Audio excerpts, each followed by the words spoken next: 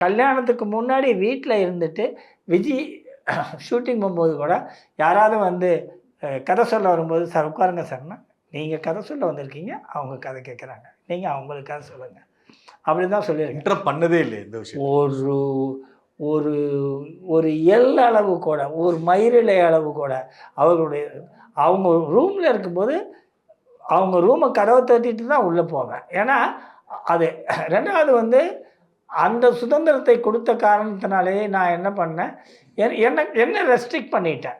3 குழந்தைகள் வீட்டுக்குள்ளே, 3 பெண் குழந்தைகள் வீட்டுக்குள்ளே சுதந்திரமாக நடமாடணும். அப்படிங்கும்போது நமக்கான நண்பர்கள் இருக்கக்கூடாது. நமக்காக நண்பர்கள் வந்து உட்காந்து பேசிகிட்டு இருந்தோம்னா, அப்பா பேசிகிட்டு இருக்காரு, ஹாலுக்கு போகக்கூடாது, இங்கே போகக்கூடாது, அங்கே போகக்கூடாதுன்னு உங்களுடைய சுதந்திரத்தில் எந்த விதமான இதுவும் வரக்கூடாது. அதனால் என்னுடைய சுதந்திரத்தை வந்து நான் யாரையாவது சந்திக்கணும் நண்பர்கள் அப்படின்னா வெளியில் போய் சந்திப்பேன்.